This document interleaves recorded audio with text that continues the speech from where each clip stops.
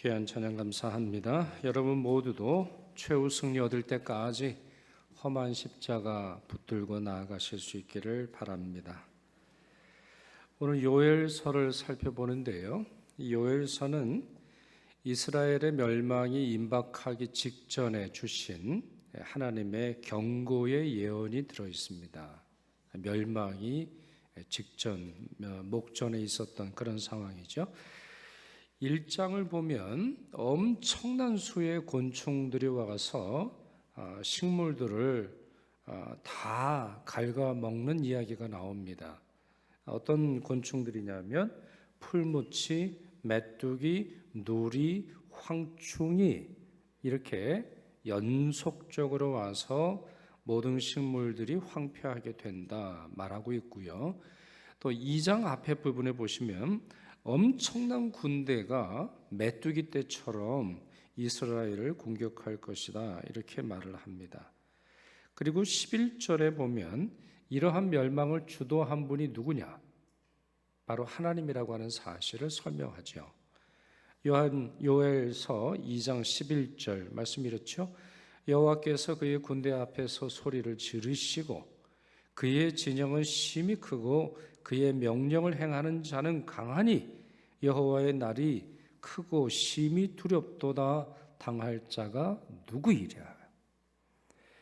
저는 이 말씀이 굉장히 두려운데 그 첫 단어가 이렇게 되어 있죠. 여호와께서 그의 군대 앞에서 소리를 지르시니, 범죄한 자들을 향한 하나님의 심판이 이렇게 무서운 것입니다.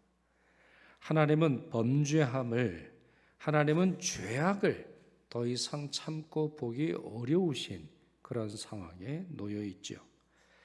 자, 이와 같은 예언과 함께 이와 같은 예언에 이어서 하나님의 명령 두 가지가 주어집니다. 첫째, 첫 번째 명령이 12절에 나오지요. 함께 읽겠습니다. 여호와의 말씀에 너희는 이제라도 금식하고 울며 애통하고 마음을 다하여 내게로 돌아오라 하셨나니 그랬어요. 자, 여기서 이제라도 하나님의 채찍질이 휘몰아치기 시작했다 할지라도, 이미 심판이 시작되었다 할지라도 돌아오기만 하면 징계를 중지하시고 회복시켜 주실 수 있음을 설명하고 있는 것입니다. 그리고 이렇게 하시는 이유가 13절과 14절에 있는데, 그것은 사람 때문도 아니고, 아니면 그것은 회개 자체의 능력 때문도 아니고, 아니면 그것은 기도가 주는 신비한 권한과 권세와 능력 때문이 아니라 하나님의 성품 때문이다 이렇게 설명을 합니다. 왜 우리가 이제라도 자기의 죄를 깨닫고 심판이 비록 시작되었다 할지라도 하나님께로 돌아가면 용서하시느냐? 하나님의 자비로운 성품 때문이라는 거예요. 그 하나님은 어떠한 성품을 가지고 계십니까? 은혜로우시며 자비로우시며 노하기를 더디하시고 인애가 크시기 때문이다 이렇게 말합니다. 하나님은 그 자비 때문에 심판의 뜻을 돌이키시기 때문이고, 지금은 비록 책망하신다 할지라도 그 뒤에 복을 내리시기를 원하시는 하나님이심을 설명하고 있습니다. 사랑하는 여러분, 이 하나님을 온전히 믿으시기를 바랍니다. 1748년 5월 10일입니다. 노예선 선장으로 아프리카에서 노예를 싣고 런던으로 돌아오던 중에 어떤 엄청난 큰 폭풍우를 만나게 됩니다. 폭풍우가 이미 11일 동안 10하루 동안 계속이 되었는데요. 선장이 잠을 자다가 뭔가 이상해서 깨보니까 선실에 물이 가득 차 있었습니다. 배 한쪽 옆구리가 파손되었던 것인데요. 그는 9시간이 넘도록 선원들과 함께 배가 가라앉지 않도록 모든 수단을 동원을 했습니다. 그러나 결국 너무나 지쳐서 기둥을 붙잡고 탄식하며 울고 있었는데, 그때 어머니와 함께 들었던 하나님의 말씀이 생각이 났습니다. 누가복음 11장 13절입니다. 너희가 악할지라도 좋은 것을 자식에게 줄 줄 알거든 하물며 너희 하늘 아버지께서 구하는 자에게 성령을 주시지 않겠느냐 하시니라. 이런 말씀을 그가 기억하게 됩니다. 조금 전에 말씀드렸죠. 이 사람은 노예상입니다. 잔인한 사람이에요. 기독교를 떠났어요. 어머니가 그렇게 애통하며 눈물로 기도하였지만 예수 믿는 신앙을 포기하고 말았습니다. 그러나 이 절체절명의 순간, 이 폭풍우 앞에서 자기 자신은 아무것도 할 수 없어 탄식하고 있을 때에 이 말씀을 깨닫고 그는 즉시 무릎을 꿇고 기도하기를 시작하게 됩니다. 노예 무역상으로서 지었던 추한 모든 죄들이 떠올랐고 회개의 기도와 함께 하나님이 자비 베풀어 주시기를 기도하고 또 기도했지요. 그 유명한 Amazing Grace를 작사했던 또 이후에 목사로 남은 생을 주님께 바쳤던 존 뉴턴의 이야기입니다. 크고 어려운 시절을 앞에 두고 아무리 봐도 이것은 나를 향한 하나님의 책망이고 나를 향한 하나님의 징계이고 내 죄를 심판하시고자 하시는 하나님의 매질이라고 하는 것이 분명하다 할지라도 우리는 하나님의 자비에 호소해야 합니다. 하나님의 자비는 결코 사라지지 않으며 하나님의 인자하심은 늘 우리를 향하고 있습니다. 그렇습니다. 하나님의 자비는 가장 깊은 밤에 빛을 발하며 책망과 징계와 심판과 저주와 멸망의 순간이라 할지라도 이제라도 돌이키려는 자들에게 놀라운 은혜가 내려지게 되는 것입니다. 절망과 희망의 갈림길은 여기에 있는 겁니다. 무엇이 절망이고 무엇이 희망입니까? 하나님의 자비로우심을 발견하고 이제라도 하나님께 돌아가는 자는 희망이 존재합니다. 그러나 그 순간에서도 여전히 강팍한 마음을 품는 자들에게는 절망의 길만 있게 되는 것이지요. 하박국 선지자의 기도를 여러분이 꼭 기억하시면 좋겠는데요. 우리 함께 읽겠습니다. 여호와여, 내가 주께 대한 소문을 듣고 놀랐나이다. 여호와여, 주는 주의 일을 이 수년 내에 부응하게 하옵소서. 이 수년 내에 나타내시옵소서. 진노 중에라도 긍휼을 잊지 마옵소서. 진노 중에라도 긍휼을 잊지 말아달라. 이렇게 기도하고 있습니다. 두 번째 명령이 12절에서 13절까지에 나와 있습니다. 자, 그 말씀도 같이 읽지요. 금식하고 울며 애통하고 마음을 다하여 내게로 돌아오라 하셨나니 너희는 옷을 찢지 말고 마음을 찢고 너희 하나님 여호와께로 돌아올지어다 그랬습니다. 여기에 구체적인 행동을 원하시네요. 구체적인 행동을 명령하십니다. 금식하라, 울어라, 애통하라. 옷 찢는 걸로는 안 된다. 마음을 찢어라. 이렇게 말씀을 하세요. 옷을 찢는다라고 하는 것은 유대인들에게 있어서 회개의 표현이죠. 옷을 찢음으로 말미암아 나의 수치를 드러내는 행동입니다. 근데 여러분 생각을 해보세요. 옷을 찢을 때 소리가 얼마나 나겠습니까? 옷을 찢을 때 쫙 소리가 나겠죠. 그런 것처럼 우리의 영혼의 소리를 내야 된다는 거예요. 금식하고 슬피 울며 애통함이 있어야 된다는 것입니다.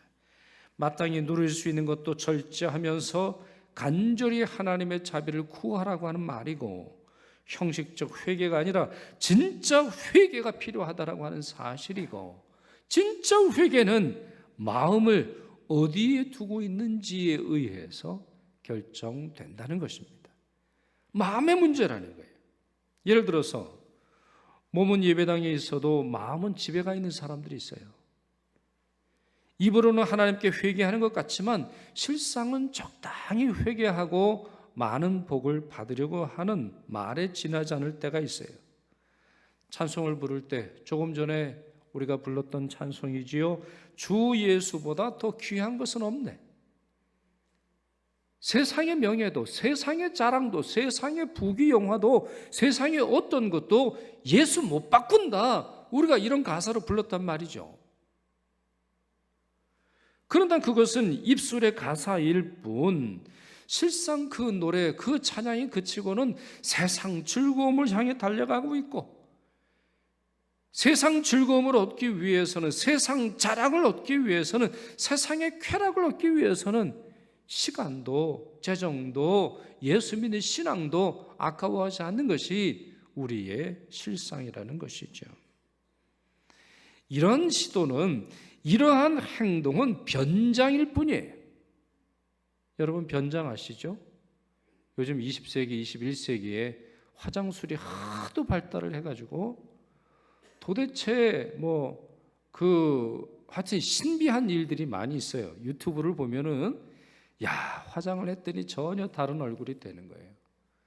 하나님은 우리에게 변장을 원하시는 게 아니에요. 적당히 찍어 바름으로 말미암아 우리의 실체는 가만히 놔두고 그저 예뻐지는 얼굴, 멋있는 척하는 우리의 모습을 주님이 기대하시는 것이 아니에요. 왜요? 우리의 마음이 썩었는데요. 우리의 심령이 썩었는데요. 주님이 우리를 구원하시고 주님이 우리를 다시 되돌리기를 원하시는 것은 총체적인 우리의 삶이지 겉껍데기가 아니라는 사실을 기억해야 합니다. 주님이 원하시는 것은 마음이에요. 그런 점에서 몸에 필요한 음식만을 끊는 금식이 아니라 눈의 금식, 입의 금식, 귀의 금식, 생각의 금식, 감정의 금식, 상상의 금식, 이와 같이 우리 마음의 영향을 주는 것들을 절제하고 비워내고 포기하고 중단해야 하는 것이죠. 그래야 비로소 마음을 찢을 수가 있습니다. 그래야 비로소 진정한 마음의 회개를 드릴 수 있게 되는 것이죠. 이렇게 할 때 좋은 결과를 얻게 된다고 오늘 본문에 말합니다. 첫째, 하나님이 땅을 회복시켜 주십니다. 다 읽지는 않겠습니다만 19절 보시면 곡식과 새 포도주와 기름을 주신다고 했어요. 20절 군대가 물러간다 했어요. 그리고 들짐승과 초목들이 기쁨을 얻는다고 22절에 말씀하고 계세요.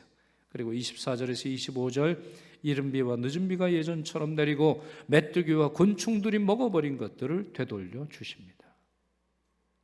1장에 있는 내용들이 그대로 회복된다는 거예요. 주님께 돌아간다면, 주님께 마음을 다하여 돌아간다면 이와 같은 회복의 은총을 허락해 주신다 말씀하세요. 둘째, 성령이 임한다고 되어 있어요. 성령이 임한다고 되어 있어요. 사도행전 2장을 보시면 베드로가 오순절 강림하신 그 일을 두고 구약 성경 본문 하나를 선택하게 되는데 그게 바로 요엘서 2장 28절 말씀입니다. 그 말씀 같이 읽지요. 그 후에 내가 내 영을 만민에게 부어주리니 너희 자녀들이 장래일을 말할 것이며 너희 늙은이들은 꿈을 꾸며 너희 젊은이는 이 상을 볼 것이며 그랬어요. 여기 여러분 이 단어를 놓치면 안 돼요. 그 후에 하나님께로 돌아간 후에 우리가 금식하고 눈물과 애통으로 기도하여서 하나님께 온전한 마음으로 돌아간 후에 이러한 성령의 역사가 하늘로부터 임하게 될 것임을 예언하고 있는 것입니다. 왜 우리 시대의 영적인 부흥의 소식이 이렇게도 없는 것일까요? 왜 교회들마다 과거에는 영적으로 그렇게 부흥했고 그렇게 뜨거웠고 그렇게 뜨겁게 사랑했는데 왜 그 모습들을 듣는 것이 희박해지고 있습니까? 바로 이와 같이 우리가 금식하지 않으며 우리가 애통하지 않으며 우리가 눈물로 기도하지 않기 때문입니다. 적당한 선에서 예배하고 적당한 선에서 기도하고 적당한 선에서 봉사하고 적당한 마음에서 하나님의 은혜를 구하고 있기에 하나님은 넘치도록 은혜 베풀어 주시지 못하시는 것이죠. 오늘 말씀을 정리합니다. 오늘 말씀을 잘 기억하시길 바랍니다. 이제라도 회개하라. 마음으로 다하여 회개하라. 그렇게 하기 위하여 금식과 눈물과 애통을 먼저 회복하라 말씀하셨습니다. 여러분, 요즘 나라가 어렵지요. 경제 어려운 거는 이거는 별것도 아닌 것처럼 보여요. 도덕이 얼마나 추락을 했습니까? 사람들의 양심이 얼마나 추락을 했습니까? 아이를 버리는 엄마가 얼마나 많습니까? 잔인하게 자기 가족들을 살해하는 아버지들이 얼마나 많이 있습니까? 정말 번한 도시 한복판에서 납치를 하여 살해하는 일들, 영화 속에서나 벌어지는 일들이 얼마나 많이 벌어지고 있습니까? 동성애와 동성결혼과 희한한 일들이 많은 방송을 타고 마치 그것이 정당한 듯이 보여지는 그러한 일들이 얼마나 많이 있습니까? 젊은이들이 왜 교회를 떠납니까?